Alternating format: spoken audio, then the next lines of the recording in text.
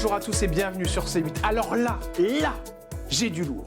Je ne rigole pas avec vous, j'ai le dinosaure de la télé, de la radio. Je suis désolé, un gentil dinosaure. Je veux pas vous peiner, mais vous êtes extraordinaire. Et c'est vrai que dinosaure, ça pourrait être péjoratif, mais bon, Fabrice, je peux tout vous dire à vous. Oui, au bout, je ne me vexe pas facilement. J'ai mon âge et je l'assume. De toute façon, j'ai pas trop le choix, alors bon. Il est pas beau, mon Fabrice, à 81 ans? Bah, il fait comme il peut. Hein.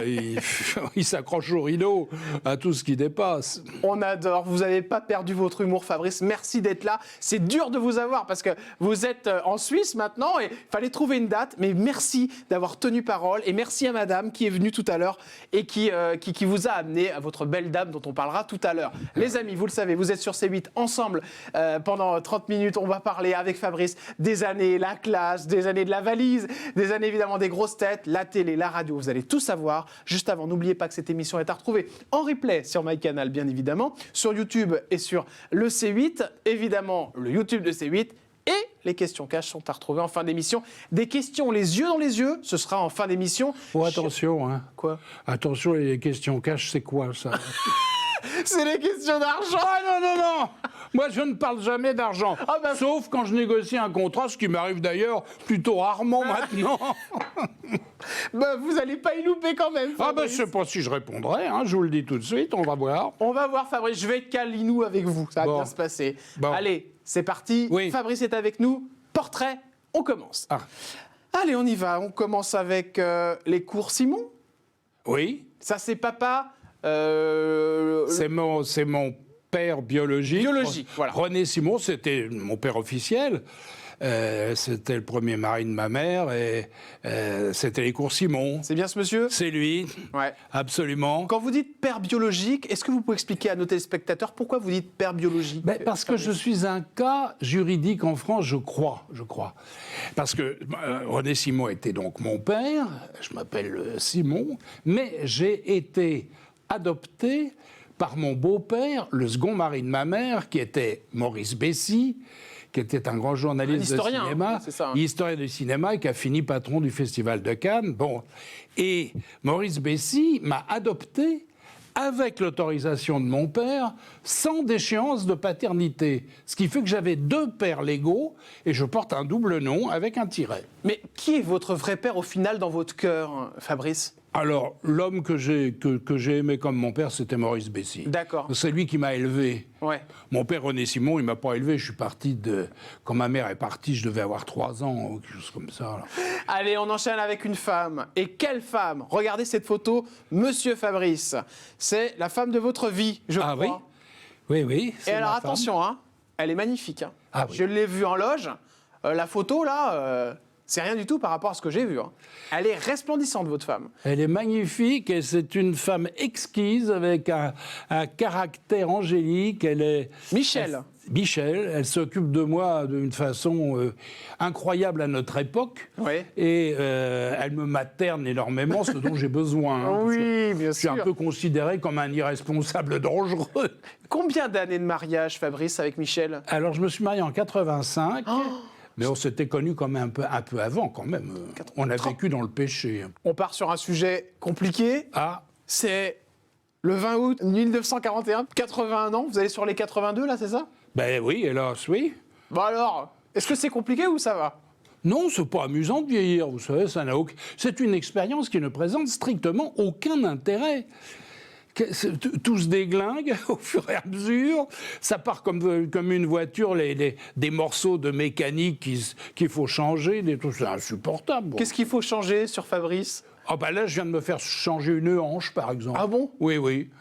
Je ne pouvais plus marcher. Alors là, je remarche, mais oui, c'est très embêtant de vieillir. C'est pas... Croyez-moi, c'est pas... Profitez de votre jeunesse. Profitez-en, parce qu'après... Pourtant, vous avez l'air en pleine forme, Fabrice. Oui. L'audition, je crois aussi, ça vous a pris la tête, ça. Ah oui, j'ai des problèmes d'audition, oui. J'entends très mal. J'ai des appareils, je suis appareillé, je peux le dire, je n'ai pas besoin de faire de la coquetterie. Maintenant, à mon âge, ça n'a aucune importance. Mais oui, ça n'est pas agréable. Bon, J'ai une oreille, je n'entends absolument rien. L'autre, ça fonctionne. Alors j'ai des appareils modernes, une complication. Ça ne vaut pas l'oreille humaine. Hein. Bien sûr, Fabrice. Est-ce que la mort vous fait peur, Fabrice? Est-ce que vous y pensez? Évidemment, j'y pense. À partir d'un certain âge, on y pense. Je voudrais que ça se passe vite et sans douleur. Voilà. Sans doute. Ah oui. Bonsoir, tac, terminé. Au revoir, monsieur. Là, ce serait parfait. Le plus tard possible. Ben, je l'espère. À Oui. 100 ans, vous serez ici. Puis, de toute façon, c'est moi qui serai parti. Allez, c'est parti, Fabrice. Les coulisses de la télé, c'est maintenant. RTL, évidemment, cher Fabrice. Vous êtes RTL. Vous êtes RTL. Je me suis identifié à cette radio beaucoup, oui. Les gens dans la rue, quand ils vous croisent, ils vous disent tout le temps, ils vous parlent de quoi? Il me parle de la classe et il me parle de RTL Voilà. et quelques autres choses. Mais RTL, c'était une maison formidable, j'espère que ça l'est toujours.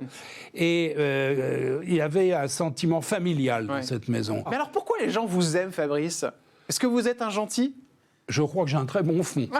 Mais je le sens. Vous n'êtes pas star, hein? Ah non, Ah, non, pas du tout. je le sens non. pas, moi. Non. Je sens un gars de la Terre gentil qui s'est amusé toute sa vie. Ah, voilà. Hein? Je pensais à ce que disait Belmondo Ouais. à propos de sa vie. On s'est bien marré. Eh bien, je dois dire que je partage ce point de vue. Oui. Je me suis bien marré. La photo suivante Oui. va beaucoup vous plaire. Et je crois que vous êtes Ah, c'est Bigard. très associé à Jean-Marie Bigard et ce sketch de là. À la valise. Bah oui. Ah oui, bien sûr, oui. Ça, c'est une émission qui vous a fait exploser en notoriété. Oui, oui, la valise, c'était un très gros succès, oui, oui. Pour quelle raison? D'abord parce que c'était agréable pour les gens d'être appelés et puis de gagner des sommes qui n'étaient pas extraordinaires, mais qui n'étaient pas négligeables. Et puis, j'en faisais des sketchs souvent. Parce que j'ai toujours aimé... En fait, j'ai toujours eu envie d'être acteur. Ah oui. Donc, j'en faisais des sketchs en permanence. Les gens qui étaient autour de moi, je leur distribuais des rôles, je leur donnais des surnoms, etc. Et la valise, j'ai eu des sketchs qui sont encore plus délirants que le sketch de Bigard. Hein. On peut rappeler le concept de l'émission pour les gens qui ne connaissent pas. Alors, on appelait quelqu'un dont on prenait le nom dans l'annuaire, Oui. je pense. Et bonjour madame, tagadac, ça sonnait. Allô, oui, bonjour, Fabrice RTL. Madame, je vous appelle pour la valise. La valise, c'était en fait le montant d'une somme. Il fallait écouter RTL pour la savoir. Il fallait écouter RTL pour connaître cette somme, et les gens qui étaient capables de me la donner en direct gagnaient La valise. la somme en question. Et c'est ce dont on doit vous parler encore souvent aussi quand on vous reconnaît. Alors la valise, ça oui, on en parle à chaque fois. Quand il gagnait, vous disiez quoi? Je leur disais bravo, moi j'étais content. Moi j'étais content quand les gens gagnaient. Moi, Vous me faites rire parce qu'on sent ça chez vous. Vous êtes vraiment un homme... on sent une bienveillance, c'est fou. J'ai rarement vu ça chez quelqu'un.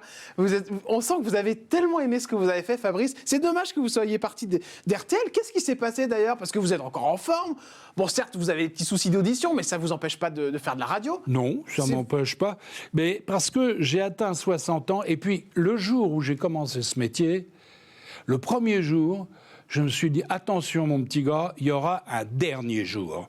Par conséquent, ce dernier jour, tu y penses, tu le prépares, et ce serait bien que ce soit toi qui le choisisses plutôt que quelqu'un pour toi. Et c'est ce que j'ai réussi à faire à 60 ans. Je pense qu'ils avaient envie aussi de rajeunir un peu les cadres. Ouais. Mais je leur ai dit, écoutez, si ça vous traverse l'esprit, je vous signale que moi, je suis d'accord, je pars quand vous voulez. Hein, vous me donnez mon chèque et bonsoir à tous. Mais voilà, mais j'aimais beaucoup RTL. On l'appelait Maman RTL. Hein, tous les animateurs, on appelait RTL Maman RTL, parce que c'est une maison qui était assez bienveillante. Ouais. Bon, là, j'avais un âge, j'avais 60 ans. Bon, on tourne la page, on fait autre chose. Vous avez regretté après? Alors, peut-être un peu. Ah. J'ai surtout regretté le public. Ah. J'adorais le public. J'adorais être sur scène et faire rire les gens. Ça me faisait du bien à moi aussi. Bon, alors je regrette. Et puis je leur racontais ma vie. Je leur mentais pas, je leur disais tout ce que je faisais. Quand j'arrivais, j'ai mal à la tête, j'ai fait l'andouille hier soir, bon, etc. Et ça me manque, oui. Mais bon, c'est comme ça. Mais les gens, ce qui est extraordinaire, c'est que les gens, apparemment, ne m'ont pas oublié. Mais non, Fabrice, on vous a pas oublié. Parce que moi, je pensais que 6 mois après mon départ, bon, ce serait fini. Et j'aurais trouvé ça assez logique. Bon. Ah ben non, ils se souviennent encore. Si vous pouviez leur dire quelque chose à tous ces gens qui vous aiment toujours, qui vous reconnaissent dans la rue, vous leur diriez quoi, la face caméra, Fabrice? Eh ben, je leur dirais qu'il me manque énormément, que je me réveille assez souvent avec l'envie de leur raconter ma vie, qui n'est pas peut-être super passionnante, mais voilà, mes sentiments, mes angoisses ou mes plaisirs ou mes rires. J'aimais bien partager avec eux toutes les choses, tous les aléas de la vie. Et ça, oui, ça me manque. Alors vous me manquez, voilà. C'est mignon. Merci beaucoup pour ce petit mot. Allez, on va sur du dur. Regardez la photo. Ça ne rigole plus, Fabrice. Je ne suis pas là pour rigoler. Attention. Allons bon. La classe. La classe, oui. Alors là, c'est pareil. Encore un monument de la télé, là. Parce que là, vous avez, c'est vrai, fait beaucoup d'émois en télé et en radio. Et en télé, c'était forcément cette émission. On reconnaît Sylvie Joly. Oui. On reconnaît Mimi Mati. C'est bien ça? Non, je me trompe? J'avoue pas. J'ai cru voir là. Mimi Mati. Bon, je crois voir Jean-François Derek. Oui, il y a Derek, oui. Plein de personnalités. Il y Vous avait avez un des frères ennemis, au fond. les frères ennemis. Vous rappelez cette histoire est terrifiante? Ah non, qu'est-ce qui s'était passé, Ah, dites-moi. c'est terrifiant, l'histoire des frères ennemis. C'était un duo comique qui avait beaucoup de talent. Et c'est le monsieur qui est au fond sous le veston bleu, vous Oui. voyez. Bon. Et son partenaire, un jour, a disparu. Et on ne l'a jamais retrouvé. On n'a jamais su ce qui s'était passé. Et lui non plus. Donc, C'est le monsieur, regardez, on va mettre la photo en plein écran. C'est le monsieur avec le veston, vous me dites? il est sous la photo avec un veston bleu. Vous voyez, là, il y a un veston bleu sur le mur. Oui. Et c'est celui qui est assis devant. Je ne sais pas pourquoi je vous raconte cette histoire qui est terrifiante, mais parce que ça m'a marqué. Moi. Son sûr. partenaire avec qui il a tout fait a disparu totalement et on ne sait pas, on n'a jamais rien retrouvé. Vous allez lancer des talents, Fabrice, car grâce à vous, Jean-Marie Bigard, Michel Larocque, Élie Kakou ou encore monsieur Pierre Palmade qui en ce moment est dans la panade. Hélas, oui. Hélas pour ceux qu'il a rencontrés. Alors vous qui avez lancé Pierre Palmade, pardonnez-moi de vous poser cette question, mais je suis obligé de vous la Oui, poser. allez-y. Parce que c'est vous qui l'avez lancé. Ça doit vous faire une peine énorme, ce qui se passe en ce moment. Ça me fait une peine énorme. Alors, bien sûr, je vais dire comme tout le monde, ce qui me fait de la peine, c'est ce qui est arrivé aux personnes sûr, qui étaient en face. C'est une évidence. Mais ça me fait de la peine de voir un talent aussi exceptionnel se gâcher comme ça. C'est une attitude suicidaire, disons-le. Et c'est épouvantable de voir quelqu'un... parce que comme c'est un type intelligent, il est certainement très conscient de, de cette descente, d'une espèce de descente aux enfers. Bon. Vous aviez encore contact avec lui, vous, Fabrice? Non, je le voyais très rarement sur un plateau de télé ou un truc comme ça. Mais, Il avait ces addictions, là, quand on parle d'alcool, je de ne drogue? le savais pas. Vous ne le saviez pas? Non, je ne savais. Il n'avait pas du tout l'air d'être alcoolique, pas du tout. Mais je ne savais pas. Cela dit, encore une fois, je vais vous redire une chose, moi, j'ai jamais rien vu. Alors bon, peut-être qu'autour de moi, les gens le savaient. Bon, ça c'est bien possible. Hein. Vous lui diriez quoi, Pierre Palmade, si vous pouviez lui dire quelque chose, Fabrice? Bien, je lui dirais, essaie de... Dans la seconde partie de ta vie, après cette horreur, essaye de te reconstruire. Et je ne crois pas qu'il pourrait remonter sur scène, ça me paraît franchement difficile. Mais je lui dirais, écris pour les autres. Écris pour les autres et écris sous un autre nom peut-être, mais reconstruis ta vie. Mais oui, ça m'a fait de la peine, oui, vraiment. Allez, Jeux sans frontières. Ah oui, je me rappelle ça. Et alors avec Monsieur Foucault et Madame Nardi. Alors la photo un peu Alors, Jeux sans pixelisée. frontières, c'est Marie-Ange Nardi. Marie-Ange Nardi. Mais Foucault, c'est... Ah oui, c'était un autre... Interville. Interville, pardon, excusez-moi. Interville. Voilà, là c'est Interville. Voilà, Ok. c'est Alors on va revenir Interville. sur Marie-Ange Nardi quand même. Toujours des nouvelles ou plus? Non, elle aussi, je la croise sur des plateaux de télé de temps en temps. Oh, Marie-Ange, c'était une fille extrêmement sympathique, elle toujours d'ailleurs. Et j'aimais beaucoup travailler avec elle. Et je regrette de ne pas avoir plus travaillé avec elle. Vous regrettez de ne pas avoir travaillé avec elle, pourquoi? Parce que vous êtes fait sortir de la présentation après, Fabrice? Ah non? Non. Non. Sur Jeux sans frontières, ça s'est arrêté, Je ne sais plus très bien pourquoi, d'ailleurs. Sur Interville, j'ai arrêté parce que j'étais fatigué. C'est très fatigant, Interville. Ouais. D'autant plus que, moi, je travaillais toute l'année. Ouais. Et en faisant Interville l'été, je n'avais pas de vacances. Ah bah oui. Eh bien oui. Alors, j'enchaînais derrière une autre année. Ça faisait beaucoup, C'est quand même. Michel qui devait être contente. Ben, pas trop. Votre femme. Bah oui, je pense à elle, vous voyez, je me dis là. Oui. Alors, je leur ai dit au bout de 2 ans, je suis arrête. désolé, mais moi, j'arrête. Alors évidemment, Jean-Pierre Foucault avec vous sur Interville. Il y avait aussi 2 personnes, c'est notamment Nathalie Simon, Oui. qu'on adore, qui est toujours aussi aujourd'hui dans les médias, et alors Olivier Chiabodo. Oui. Et lui, il y a une histoire pas possible avec lui. Mais oui. Qu'est-ce qui s'est passé? Mais je n'en sais rien. Encore une fois, c'est la même histoire, je ne sais pas. Mais parce que et c'était quoi la polémique avec lui? Il aurait... Moi, je m'en suis absolument pas... Mais vous voyez rien, vous. Rien, mais je vous l'ai dit au début de l'émission. Bon. On l'a accusé d'avoir triché et d'avoir signalé à un candidat quel était le numéro de la bonne réponse ou un truc Ouais. de ce goût-là. Bon. C'est d'autant plus étonnant qu'il n'y a rien à gagner dans cette émission. Bah oui, oui. Bon, il n'y a pas d'argent, il n'y a rien du tout. Et il était à côté de moi, Chiabodo. Bon, c'est vrai que j'avais pas les yeux comme ça sur lui, mais bon, je n'ai rien vu. Et la présomption d'innocence qui est tellement bafouée dans ce pays aujourd'hui, moi, je veux qu'on la maintienne en permanence. Et je lui ai conservé ma confiance. Bon, jusqu'à preuve du contraire, pour moi, ça n'est pas exact. Ce n'est pas exact. Dernière personnalité de qui je veux vous faire parler, cher Fabrice, c'est l'homme de C8. Il s'appelle Cyril Hanouna. Alors, est-ce que c'est un animateur que vous aimez bien, Cyril? Alors, je ne le connais pas. Je ne l'ai jamais... Si, je l'ai rencontré dans un restaurant il n'y a pas tellement longtemps. Ah bon? Oui. Je l'ai rencontré dans un restaurant. Il était tout seul. Hanouna, il fait une carrière formidable. Bon, vous savez, moi, je pars d'un principe dans ce métier. Il ne faut jamais critiquer le succès des autres. Le succès des autres me fait plaisir et dire du mal de quelqu'un ne me donne aucune satisfaction. Bon. Donc, je suis très content de dire du bien de quelqu'un. Et ceux dont je n'ai pas envie de parler ou qui ne... Vous en parlez pas? Je n'en parle pas, c'est tout. Vous en pensez quoi de sa carrière à Cyril? Que c'est une carrière extraordinaire, étonnante. D'autant plus qu'il doit mener plusieurs trucs en même temps. Ouais. Dans cette génération dont vous faites partie, et ils ont des maisons de production, ils ont des trucs. Ouais. Moi, j'ai jamais eu tout ça. Je savais pas faire. Et Pascal Praud?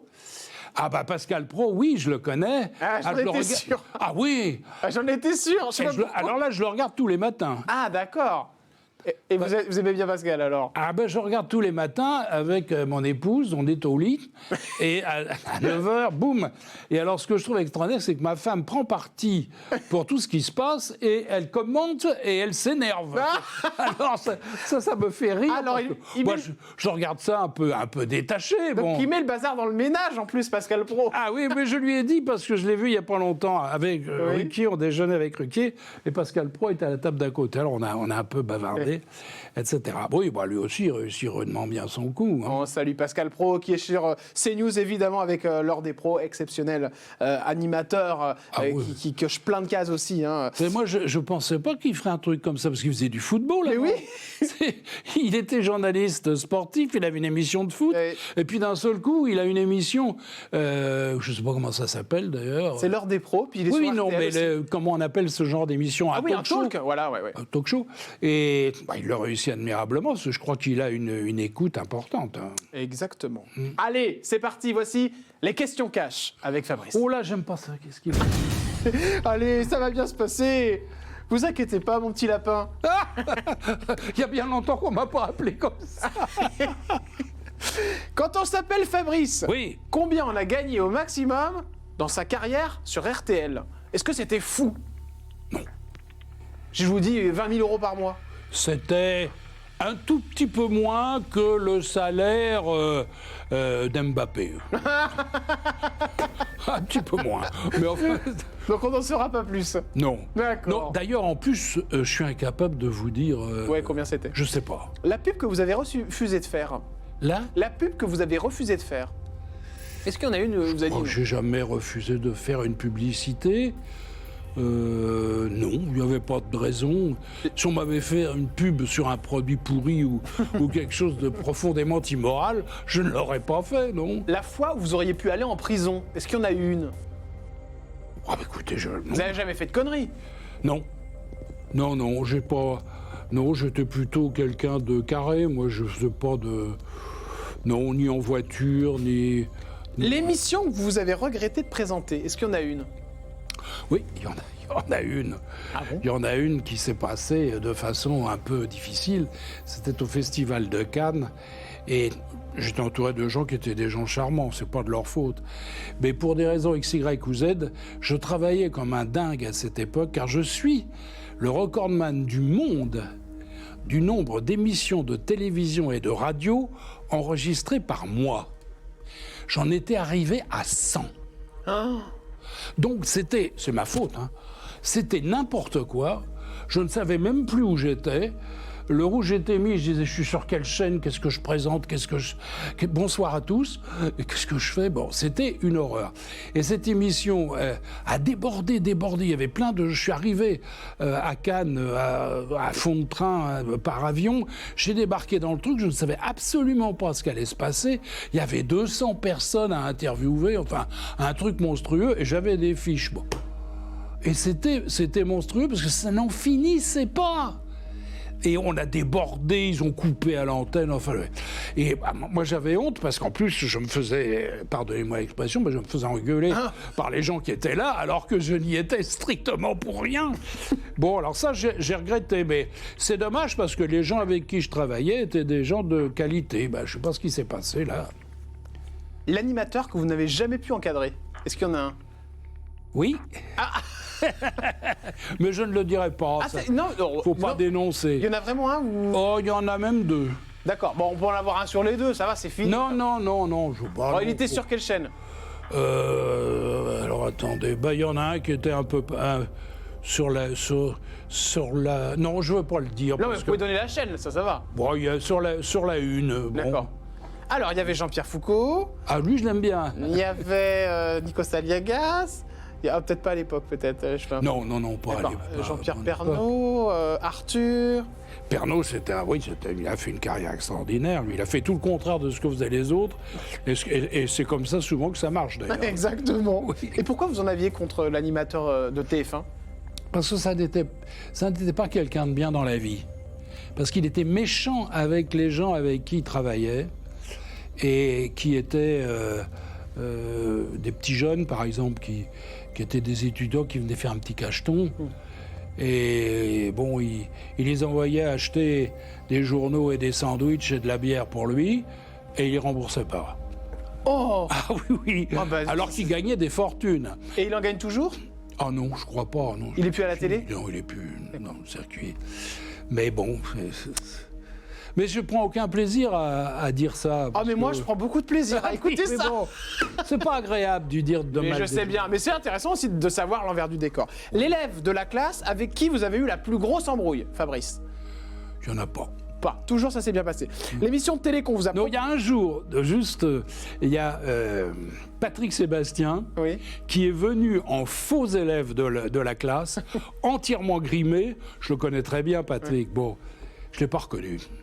Et là, il a commencé, pardonnez-moi l'expression, à m'emmerder, à me provoquer, en me disant « Oui, vous n'êtes pas les jeunes et tout ». Qu'est-ce que c'est que ce type-là, etc. Et il cherchait le clash, quoi. Et je ne l'ai pas reconnu. Et après, malheureusement, la caméra qui devait tourner le machin est tombée en rade. Alors, bon, et vous êtes énervé à la fin? Ah bah à la fin, oui, je commençais à en avoir marre. Bon, je lui dis, oh, ça va, qu'est-ce qu'il y a? Bon. Et on était à 20 cm. Il avait un talent de... Il est extraordinaire. Ah oui, pour se grimer, il était extraordinaire. Qu'on embrasse et qui est sur C8 aussi avec le plus grand cabaret. C'était une sacrée émission, ça. Ça aussi. La pire chose que vous avez lue ou entendue sur vous, Fabrice, c'était quoi? Et là encore, j'ai jamais rien lu. Parce que on m'a rapporté qu'il y avait des critiques à l'époque qui disaient des choses déplaisantes. Notamment une critique dans Le Monde qui avait eu le culot d'écrire que quand je présentais Pour la vie, je faisais exprès de pleurer quand les gens racontaient des histoires dramatiques Ah, ça, c'est con. pour faire de l'audimat. Ouais. C'est dégueulasse, bon, parce que c'est un mensonge et honteux, puis comment peut-elle le savoir? J'aurais dû même lui faire un procès, mais bon, comme je suis un peu paresseux sur les bords, j'ai laissé tomber. Le montant du chèque que vous avez empoché quand vous avez quitté RTL. Ah, colossal. C'est quoi? C'est 1 million d'euros? Non, pas quand même. Ah non, Non. La moitié? faut pas rêver. Non, mais ça, vous ne le saurez pas. Mais c'est un gros chèque. Bah, c'est un chèque qui est en rapport avec les usages C'est combien d'années de CDI de ce métier. quand vous Mais quittez, je suis resté 35 ans. Donc 35 ans de CDI à RTL. 35 ans, j'étais salarié. Ouais, à 10 000 euros par mois à peu près. Je ne saurais pas non plus. Ah, je vais pas lui la faire, hein. C'est un vieux de la vieille. Non, mais parce que moi, je suis d'une génération où on ne parlait pas d'argent. Ouais. Quand je suis arrivé aux États-Unis, la première chose qui m'a profondément choqué, c'est que les gens, quand je rencontrais, me disaient « Vous gagnez combien d'argent par an ?» J'en sais rien, moi. J'adore. Je ne sais pas compter, je ne sais pas. Faut que je parte là-bas, moi, je crois. Ah non, moi, ça m'énervait, ça Fabrice. m'angoissait. Qu'est-ce que vous aimeriez qu'on dise le jour où vous ne serez plus là? Il a fait rire ses contemporains, il les a bien aimés, et il essaiera, s'il y a quelque chose après, de les regarder de là-haut. Voilà. Ça vous plairait qu'on dise ça de vous? Qu'on dise que je les ai distraits. Ouais. Oui, que j'ai eu des témoignages, que j'ai pu, par exemple, remonter le moral de gens qui étaient malades, qui étaient dans des hôpitaux ou qui avaient d'énormes chagrins de la vie, parce qu'on en a tous, hein, bon. Et si j'ai pu un peu les aider, un peu les distraire, ramener un sourire, eh ben je me dirais que ma vie n'aura pas été totalement inutile. C'est ça qui m'importe. C'est très joli. Oh, Et vous avez pensé à l'épitaphe? non, c'est vrai, tiens, je devrais y penser. Vous avez le temps encore. Alors on pourrait mettre je me suis bien marré. C'est très bien, Fabrice. Merci beaucoup d'être venu. Merci à vous. Merci pour ce moment. Je vous serre la main, monsieur Mais Fabrice. volontiers. Et bravo pour votre tenue, parce que c'est très agréable de voir un jeune homme qui a un nœud papillon et qui a une sorte de smoking ou de costume, etc. Ça ne fait pas de mal de voir ça de nos jours. Mais je fais ça pour respecter les gens qui nous regardent. Parce que Vous je trouve avez que raison. c'est sympa d'être bien habillé pour la télé. Pour le Voilà. public, il faut être bien habillé. Moi, c'est ce que je faisais. Je voulais être élégant et bien habillé pour les honorer, parce qu'ils me faisaient le plaisir de me regarder ou de m'entendre. Voilà. Aujourd'hui, vous nous avez fait le plaisir de venir et merci une nouvelle fois. Cher Fabrice, à très bientôt. À sur bientôt. les ondes, la télé et puis dans la rue, évidemment, cher Fabrice, où on vous croisera et on verra ce joli regard et ces yeux magnifiques, pleins de joie et de bonne humeur. Merci à tous de nous avoir suivis sur C8. Je vous embrasse très fort. Je vous dis à demain, toujours avec le nœud papillon. Maintenant, je n'ai plus le droit de l'enlever à cause de Fabrice. Absolument. Plutôt grâce à Fabrice. À demain pour la valise, du coup. Oui. Vous pouvez nous le faire, le coup de la valise, avant qu'on parte? Alors, on le demande souvent, je faisais la sonnerie du téléphone, une ancienne sonnerie qui n'existe plus, qui a complètement Bien sûr. disparu. Et lorsqu'on faisait un numéro et que l'automatique cherchait le numéro, ça donnait ça. Voilà. Merci Fabrice. Salut. Au revoir. À très vite. À demain sur C8.